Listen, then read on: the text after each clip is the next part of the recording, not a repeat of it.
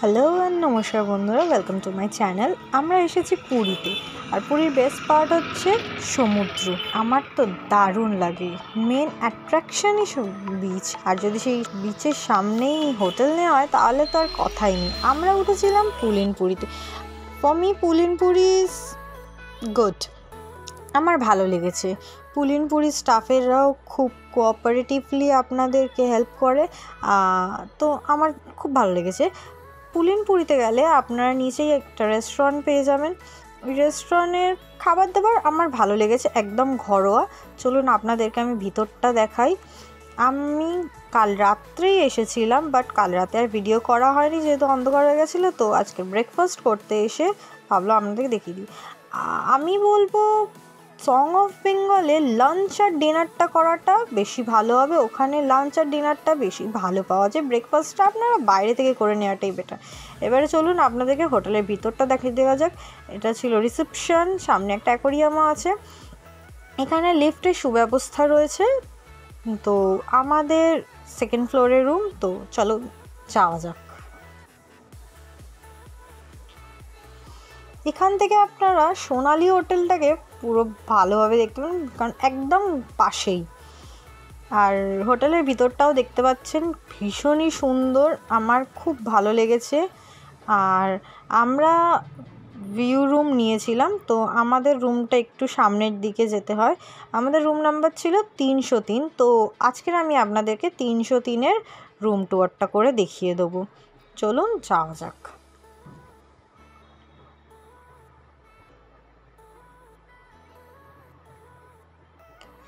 আমার তো রুমের ভিতরটা খুবই সুন্দর লেগেছিল, খুবই সুন্দর রুমটা, এত সুন্দর লাইটগুলো। আমি সবকটা লাইট জ্বালাইনি, যদিও আমার খুব একটা বেশি লাইট পছন্দ নয় বলে আমি কমই লাইট জ্বালিয়ে রাখি ঘরে।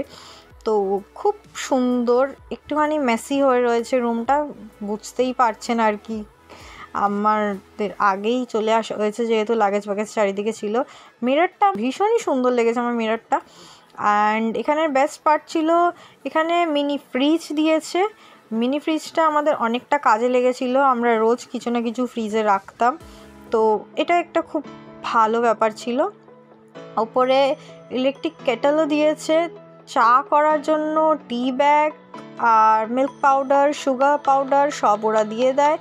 আর এখানে একটা টেলিফোন দেওয়া আছে রুম সার্ভিসের জন্য, টিভি রিমোট, এসি রিমোট, আর রুম সার্ভিসের জন্য মেনু একটা দিয়ে রাখে প্রত্যেকটাই রুমে।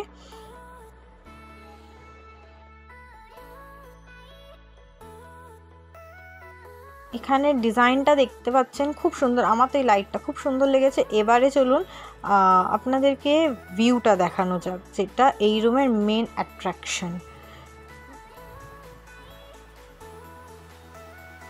ফুল কার্টেন্সগুলো সরালেই দেখতে পাচ্ছেন ভীষণই সুন্দর একটা ভিউ। মানে পুরীতে এসে যে ভিউটা হোটেল থেকে দেখতে চায় আর কি সবাই। এখানে একটা বসার চেয়ারও দিয়েছে, যাতে আপনারা ব্যালকনিতে চেয়ারে বসে আরামসে ভিউটা এনজয় করতে পারেন। ব্যালকনিটা খুব ছোট নয়, বেশ 3-4 জন দাঁড়িয়ে আরামসে গল্প টল্প করতে পারে, সুন্দর। ওই পাশেই ঠিক গায়ে লাগাও দেখতে পাচ্ছেন আরও একটা হোটেল আছে। চলুন এবারে ভিতরটা যাওয়া যাক।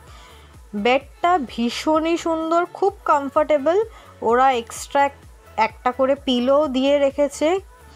আর কাবার্ডটা আমার খুব কাজে লেগেছে, কাবার্ডেও আমাদের প্রচুর জামা কাপড় ছিল। সিলিংটা দেখতে পাচ্ছেন, সিলিংয়ের কাজটাও খুব সুন্দর। আর টিভিও ছিল, তো টিভির কানেকশানও ঠিকঠাক, আপনারা টিভি দেখতে পারেন। তো চলুন এবারে ফাইনালি একটু স্নান টান করে দেন লাঞ্চের দিকে যাওয়া যাক। আমরা লাঞ্চের জন্য গিয়েছিলাম 16 আনাতে। 16 আনার অনেক নাম শুনেছিলাম, তো খাবার তো খেয়ে দেখতেই হয়। আমরা ওখানে গিয়ে অর্ডার করেছিলাম ভাত, ডাল, আলু ভাজা, চিকেন।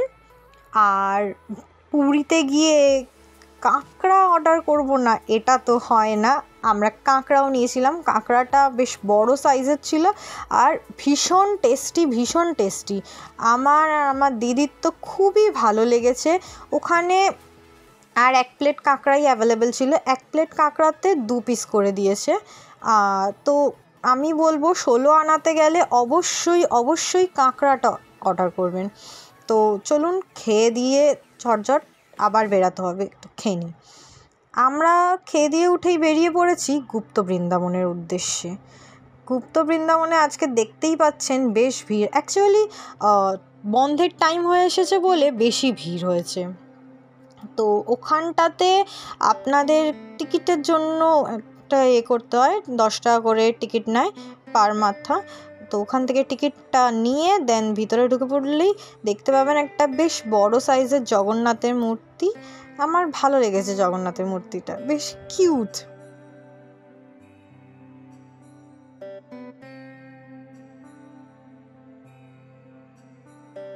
তো তার পাশ থেকেই আমরা ভিতরে ঢুকতে গেলেই প্রথমেই পড়বে একটা বেশ বড়সড় মন্দির।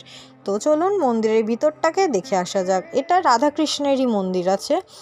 এই মন্দিরটাতে আপনারা দেখতে পারবেন ওপরে রাধাকৃষ্ণের লীলার অনেক ছবি দেওয়া আছে, সুন্দর সুন্দর। উনি ওনার সময়ে যে লীলাগুলো করে গেছিলেন ওর ব্যাপারে একটা দুটো করে লাইন লেখা আছে। ভিতরটাকে খুব সুন্দর করে সাজানো, ওপরটায় ঝাড়বাতি লাগানো। এই জায়গাটাও দেখতে পাচ্ছি সুন্দরভাবে সাজানো। এখানে গরুরের একটা মূর্তি আছে, আর এখানে রাধাকৃষ্ণের বেশ অনেক ছবি দিয়ে দেন ভিতরে মন্দিরটা আছে। মন্দিরটা তালা লাগানো, গেট লাগানো আছে। তো আমি ঠিক আপনাকে ভালোভাবে দেখাতে পারছি না ক্লিয়ারলি, বাট আমি চেষ্টা করেছি ভিতরে রাধাকৃষ্ণের মূর্তি দেখানো। ওই মূর্তিটায় পুজো করা হয়, ওই জন্যই ওটা গেট লাগিয়ে তালা মেরে রাখা আছে আর কি। চারিপাশটাও দেখতে পাচ্ছেন খুব সুন্দর করে সাজানো। আপনারা চাইলে আসতে পারেন।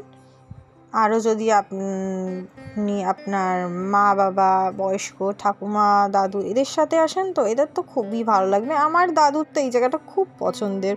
পুরীতে আসলে আমার দাদু দিদুনকে আসতেই হবে গুপ্ত বৃন্দাবন। দেখতে পাচ্ছেন চারিদিকটা খুব সুন্দর করে ঠাকুরের লীলার ছবিগুলোকে দেখিয়েছে। ওখানে লেখা আছে এটা কোন লীলা বা কোন জায়গাতে এই লীলাটা করেছেন উনি, এই সবই। তো চলুন এবারে এগোনো যাক। মন্দির থেকে বেরালেই আপনি দেখতে পারবেন যে এই বাইরেটাতেও ওই একই জিনিসই আছে। মেন কথা হচ্ছে যে প্রভুর গুপ্ত বৃন্দাবন মানে এখানে এটাই দেখাতে চেয়েছে যে বৃন্দাবনে থাকাকালীনে শ্রীকৃষ্ণ যে লীলাগুলো করে গেছিলেন, যত রকমের যেভাবে উনি জীবন কাটিয়েছিলেন, এবং তাছাড়া ওনার যে সবথেকে কাছের যারা ছিলেন, ওনারই কোনো অন্যান্য রূপ যেগুলো, ওনার বেশ কিছু ভক্ত, এদেরকে নিয়ে, এদের মূর্তিগুলোকে নিয়েই গুপ্ত বৃন্দাবনটা সাজানো। এখানে একটা ছোট্ট খুব কিউট বুদ্ধ মূর্তি আছে দেখতে পাচ্ছেন, ওটা খুব সুইট, আমারও বেশ ভালো লেগেছে। এখানে দেখতে পাচ্ছেন আরও বেশ কিছু শ্রীকৃষ্ণ ওই সময় যেভাবে আর কি শিক্ষা নিয়েছিল, তারপরেতে উনি যে বন্ধুদের সাথে মজা করেছিলেন, এই সব। এখানে আরও একটা রাধাকৃষ্ণের মূর্তি দেখতে পারবেন বেশ বড়। আর একটু এগিয়ে গেলেই আপনি দেখতে পারবেন গৌর নিতাইয়ের মূর্তি। ওই যে বললাম ওনারই সব জড়িত। এই সব নিয়েই পুরো মন্দিরটা আমি আপনাকে ভিতরটা যতটা পারছি চেষ্টা করছি ঘুরিয়ে ঘুরিয়ে দেখানো।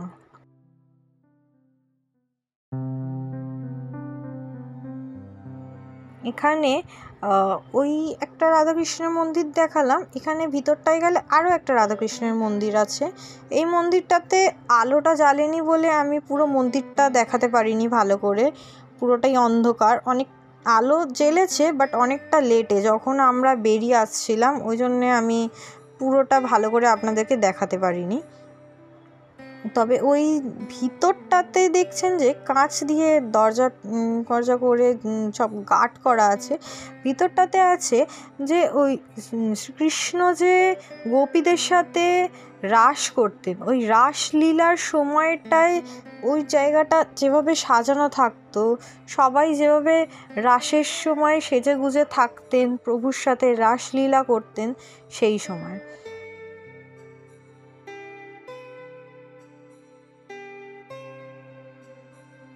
ঠিক মন্দির থেকে বেরালেই আপনারা দেখতে পাবেন একটা খুব সুন্দর ঘাট, যেটাকে বেশ ভালোভাবে সাজিয়ে রাখা হয়েছে, দেখতে খুব সুন্দর। এখানে আপনারা আরও একটা বজরংবলী মূর্তিও দেখতে পাবেন।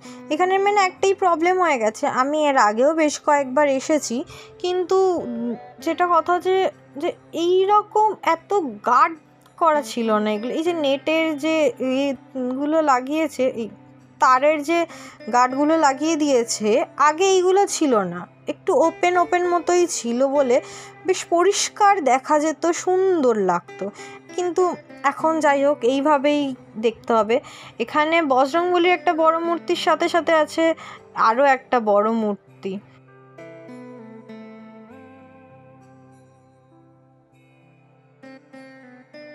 খুব সুন্দর এই মূর্তিটাও।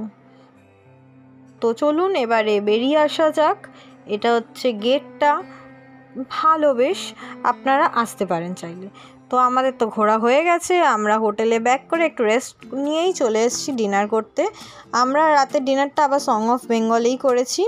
রাতে আমরা অর্ডার করেছিলাম রুটি, আমি রুটি খেয়েছি, আর বাকি সবাই ভাত খেয়েছে, ভাত, ডাল, বেগুন ভাজা, আলু ভাজা। এই ভিতরটা, এটা হচ্ছে সং অফ বেঙ্গলের ভিতরটা, খুব সুন্দর ভিতরটাও, আমার ভালো লেগেছে। আমরা বাইরের দিকেরটাতেও বসেছিলাম, ভিতর দিকেরটাতেও বসেছিলাম, দুটো একই, আপনাদের যেখানে ইচ্ছা হবে আপনারা বসে ডিনার করতে পারেন। আজকের ব্লগটা এইটুকুনি, আবার দেখা হচ্ছে পরের ব্লগে। So stay tuned and don't forget to like, share and subscribe.